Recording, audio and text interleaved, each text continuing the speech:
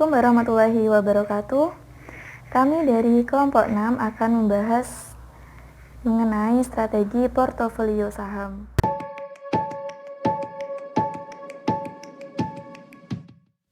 Nah, untuk mengingatkan kalian, apa sih investasi portofolio saham itu? Jadi, investasi portofolio saham adalah kumpulan aset investasi yang berupa saham, baik yang dimiliki oleh perseorangan maupun yang dimiliki oleh perusahaan. Nah, lalu apa sih fungsi strategi sendiri dalam investasi portofolio saham? Jadi, strategi ini dibutuhkan oleh investor untuk mencapai return yang diharapkan. Jadi nih nantinya ekspektasi returnnya itu akan tidak berbeda jauh dari return yang sebenarnya dengan adanya strategi itu.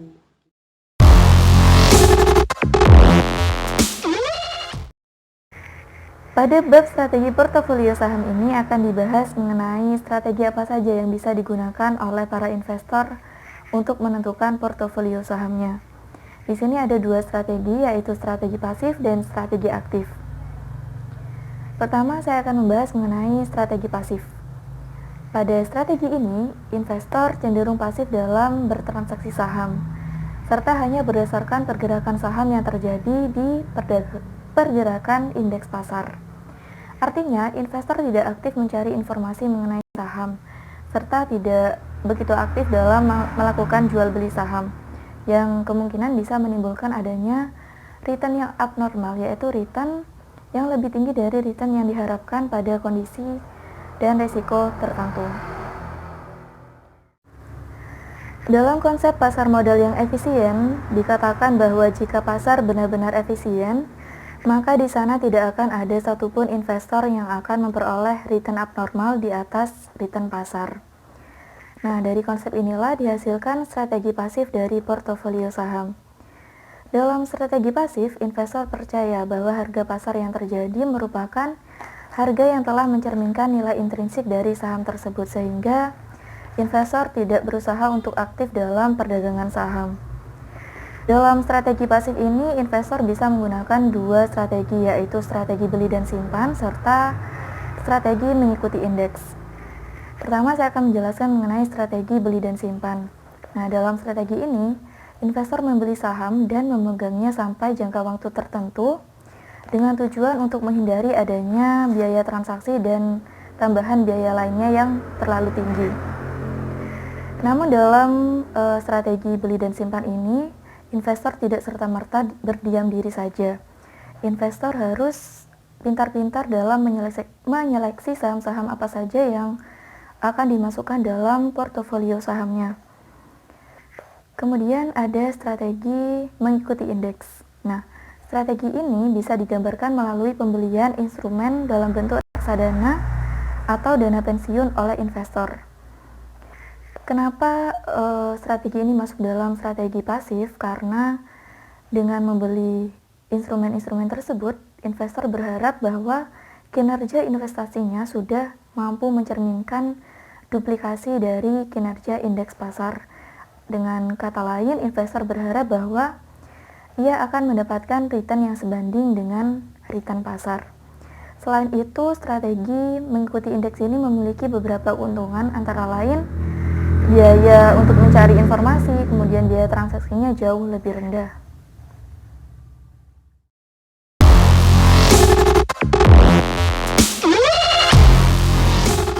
Ya, jadi saya akan menjelaskan adanya sektor portofolio aktif. Apa sih sektor portofolio aktif itu? Sektor portofolio aktif dilakukan oleh investor yang lebih proaktif dalam mencari data-data, mencari informasi terkait dengan saham itu sendiri.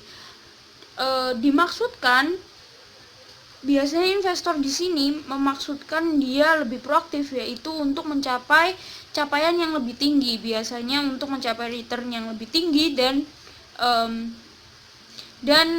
meminimalkan resiko yang ada.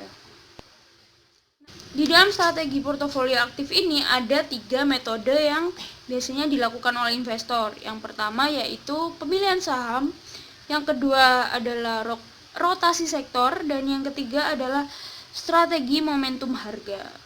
Oke, yang pertama yaitu pemilihan saham. Dari kata ini sendiri kita bisa melihat bahwa investor biasanya melakukan analisis dan memilih apakah saham ini cocok untuk dia atau tidak. Dimaksudkan cocok di sini adalah apakah saham ini memiliki return yang tinggi dan resiko yang rendah. Jadi investor menginginkan mencapai keuntungannya. Nah, biasanya dalam menganalisis ini itu berdasarkan dalam analisis fundamental guna untuk melihat apakah yang akan terjadi di masa depan dalam saham tersebut, seperti itu. Biasanya juga investor yang aktif, dia biasanya memilih saham yang undervalue. Itu maksudnya apa? Undervalue itu maksudnya saham yang memiliki nilai intrinsik yang lebih besar daripada nilai pasar. Yang kedua yaitu rotasi sektor. Nah, rotasi sektor itu apa sih? Nah, rotasi sektor itu adalah strategi analisis yang dilakukan oleh investor pada sahamnya yang hanya di dalam negeri. Jadi bukan untuk yang di luar negeri. Biasanya investor melakukan dengan dua cara, yaitu dengan konsentrasi dan diversifikasi. Apa sih konsentrasi? Nah, konsentrasi ini biasanya para investor melakukan investasi pada saham-saham di industri yang sama, contohnya makanan. Jadi tidak hanya satu perusahaan, tapi di beberapa perusahaan dengan sektor yang sama. Nah, yang kedua yaitu diversifikasi. Nah, diversifikasi ini biasanya investor melakukan modifikasi atau perubahan pada bobot saham yang dipunyainya, bobot portofolio saham yang dipunyainya di beberapa industri yang berbeda. Jadi beda dengan konsentrasi, di sini itu melakukan perubahan pada saham pada sektor yang berbeda. Ini dimaksudkan untuk apa? Dimaksudkan untuk mengantisipasi adanya perubahan-perubahan ekonomi yang akan terjadi dan mempengaruhi saham tersebut. Nah, pada rotasi sektor ini sendiri, jadi investor itu diharapkan mampu mempunyai kemampuan atau pengetahuan untuk melihat masa depan. Dimaksudkan yaitu meramalkan kondisi yang ada dan meramalkan kondisi yang akan datang dari data-data yang dikumpulkan, seperti itu. Nah, yang ketiga, metode ketiga yaitu strategi momentum harga. Strategi momentum harga ini sendiri itu dilakukan oleh investor. Dia mencari momentum atau waktu yang tepat untuk apakah dia akan menjual atau membeli suatu saham. Nah, dilakukannya analisis ini dan dilakukannya jual atau membeli ini itu bermaksud untuk menguntungkan investor. Jadinya dan berdasarkan data-data yang ada, para investor dapat membuat analisis ini untuk melihat apakah saham ini akan menguntungkan dia di masa depan atau bahkan merugikan dia. Nah, yang terakhir yaitu adanya kelebihan dan kekurangan pada strategi portofolio aktif ini. Pastinya di semua strategi tetap ada kelebihan dan tetap ada kekurangan dalam setiap strategi yang dilakukan oleh para investor. Oke, yang pertama yaitu kelebihan. Nah, kelebihan dari strategi portofolio aktif ini, biasanya strategi ini mengharuskan para investor untuk selalu mengikuti perkembangan pasar atau Nah, dengan begitu para investor akan terus memperbarui analisisnya berdasarkan informasi atau data-data terbaru yang didapatkannya. Sehingga keputusan investasi yang diambil bakalan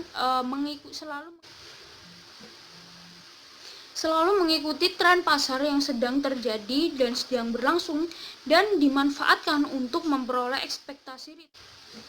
Nah, selanjutnya yaitu kekurangan dari strategi ini.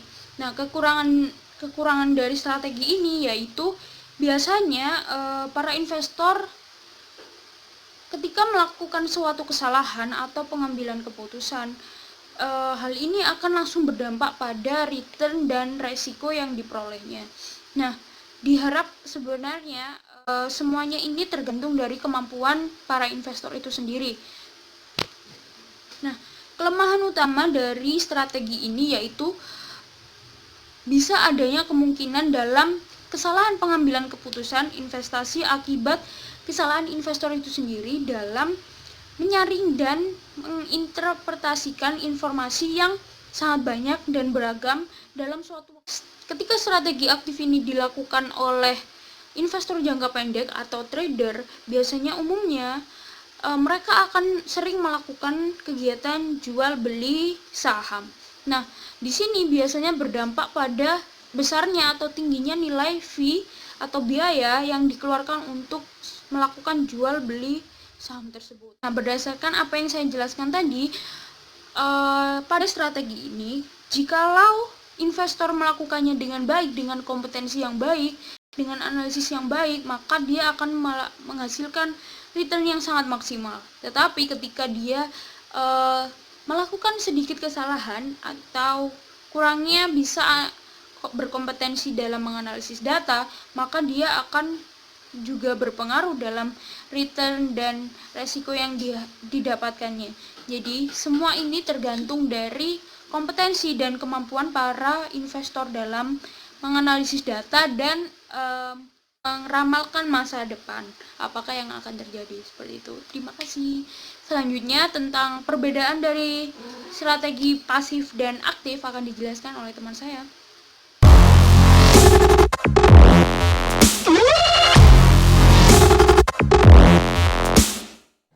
Selanjutnya saya akan menjelaskan tentang perbedaan dari strategi aktif dan juga strategi pasif. Ada 4 indikator pembeda, yakni konsep dasar, tujuan, transaksi saham, dan juga jenis strateginya. Pada konsep dasar dari strategi aktif sendiri itu beranggapan bahwa investor akan selalu berusaha untuk mendapatkan return melebihi atau sebanding dengan return pasar. Nah, sedangkan dalam strategi pasif itu beranggapan bahwa tidak akan ada investor yang bisa mendapatkan return melebihi return pasar. Jadi dari sini itu bisa kita lihat bahwa dalam strategi aktif itu investornya itu akan selalu berusaha semaksimal mungkin untuk mendapatkan return melebihi atau sebanding dengan return pasar. Sedangkan strategi pasif itu sudah beranggapan bahwa tidak akan ada investor yang bisa mendapatkan return melebihi return pasar, alias jadi semua return itu di bawah return pasar. Nah, selanjutnya ada tujuan. Tujuan dari strategi aktif sendiri sebenarnya adalah penjelas dari konsep dasarnya, yakni tujuannya adalah memperoleh ekspektasi return di atas rata-rata return pasar. Nah, sedangkan dalam strategi pasif tujuannya itu adalah mengikuti kinerja indeks pasar sedekat mungkin. Dari sini kita sudah bisa melihat bahwa tujuan strategi pasif itu sejalan dengan konsep dasar dari strategi pasif itu sendiri. Terlihat dari tujuan strategi pasif yang kata-katanya hanya mengikuti kinerja indeks pasar, bukan melebihi kinerja indeks pasar. Jadi tujuan strategi pasif sendiri itu akan mendapatkan return yang di bawah dari return pasar atau mengikuti kinerja indeks pasar, jadi tidak melebihi kinerja indeks pasar. Nah, selanjutnya ada transaksi saham. Dalam strategi aktif, investor itu akan lebih aktif dalam bertransaksi, memperjualbelikan sahamnya. Sedangkan dalam strategi pasif itu investor lebih pasif. Karena apa? Dia itu harus melakukan sebuah pengkajian atau penilaian saham lebih detail dibandingkan dengan strategi aktif. Oleh sebab itu dia membutuhkan waktu yang lebih lama dalam menilai saham tersebut. Nah, selanjutnya ada jenis strategi. Nah, di jenis strategi ini, strategi aktif itu memiliki 3 jenis strategi, sedangkan strategi pasif hanya memiliki 2 jenis strategi. Dalam strategi aktif itu ada pemilihan saham, rotasi sektor, dan juga strategi momentum harga. Sedangkan di strategi pasif itu ada strategi beli dan simpan dan juga strategi mengikuti indeks.